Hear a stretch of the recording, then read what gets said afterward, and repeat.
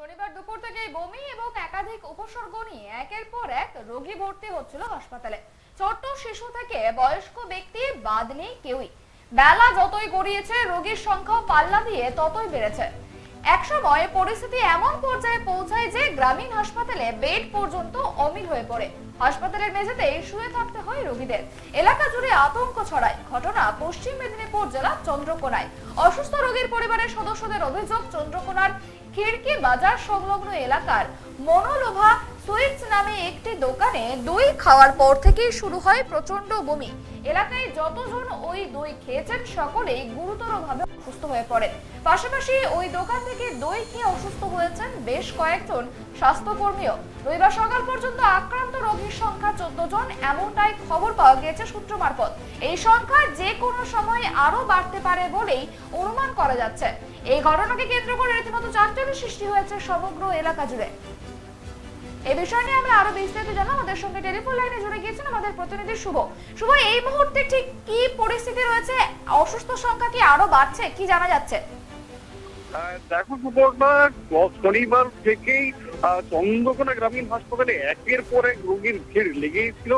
সমস্যাটা যেটা জানা গিয়েছে, গাছতলা এলাকার একটি মিষ্টান্ন ভান্ডার, মনোলোভা মিষ্টান্ন ভান্ডার, সেখান থেকে কুয়াপুর এবং ওই সংলগ্ন বেশ কিছু এলাকার মানুষজন দই কিনেছিলেন এবং সেই দই খাওয়ার পর থেকেই সমস্যা দেখা দেয়। যারা আক্রান্ত তারা এবং তাদের পরিবারের লোকজনরা জানাচ্ছেন ওই দই খাওয়ার কিছুক্ষণের পর থেকেই প্রচন্ড ভাবে শরীর খারাপ শুরু হয়, বমি এবং পায়খানা লাগাতার চলতে থাকে। বাধ্য হয়ে তারা স্থানীয় হাসপাতালে ভর্তি হন। যত সময় গড়িয়েছে রোগীর সংখ্যা ক্রমশ বাড়তে গেছে। পরিস্থিতি এমন জায়গায় পৌঁছায় যে হাসপাতালে বেডের সমস্যা দেখা দেয়। রোগীরা মেঝেতেই শুয়ে কাটাচ্ছে। চন্দ্রকোনা ডিএমওইচ এই ব্যাপারটা স্বীকার করে নিয়েছেন যে ওই খাদ্য থেকেই সম্ভবত কোনো বিষক্রিয়া হয় এবং সেই বিষক্রিয়াতেই এই পরিস্থিতি তৈরি হয়েছে। তোমাকে জানিয়ে রাখবো, চন্দ্রকোনার হাসপাতালে বেশ কয়েকজন স্বাস্থ্যকর্মীও একইভাবে আক্রান্ত হয়েছে। এই উপসর্গ নিয়ে তারাও হাসপাতালে ভর্তি রয়েছে।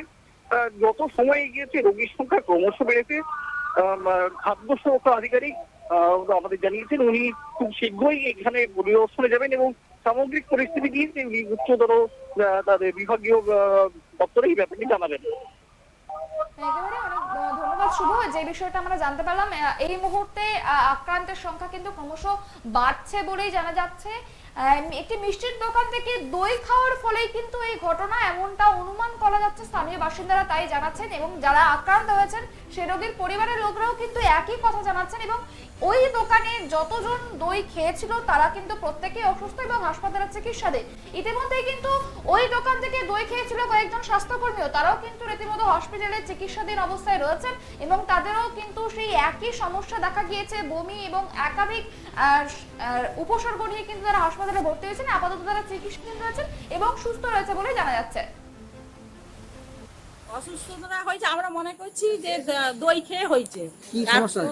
সমস্যা হচ্ছে পেটের যন্ত্রণা হচ্ছে আর বমি হচ্ছে, পায়খানা হয়েছে। ছেলে মেজে দেওয়ার আর ছোট আমার ছেলেটা তারা দু তিনবার পায়খানা করেছে, বমি করেছে। পেটকে খুব মোচারে মানে বমি জোর হচ্ছে। কতজন মোট? আমাদের এখন 4 জন বমি হয়েছে, নিয়ে আসছি। আমার শাশুড়িও বমি করছে বাড়িতে, তাকেও আনতে গেছে গাড়ি করে। এখনো অবধি যা খবর পাওয়া গেছে বা যারা ভর্তি হয়েছে তারা একটা দোকানের নামই বলছে, মনোলোভা সুইটস, গাছতলা মনোলোভা সুইটসের ওই দোকান থেকে তারা দই নিয়ে বাড়িতে যে কজন খেয়েছে সবাই অ্যাফেক্টেড হয়েছে। এখনো অবধি টোটাল 9 জন আমাদের এখানে এসে ভর্তি হয়েছে, বাকি আরো অনেকে অ্যাফেক্টেড হয়েছে, তারা এখনো যদিও আমাদের এখানে আসেনি। আক্রান্তের সংখ্যা কালকের থেকে আজকে বাড়ছে, আরও শোনা যাচ্ছে 2-1 জনের হয়েছে, তো আক্রান্তের সংখ্যা বাড়ছেই বলবো। লক্ষণ normal loose motion, vomiting, nausea এসবই থাকছে।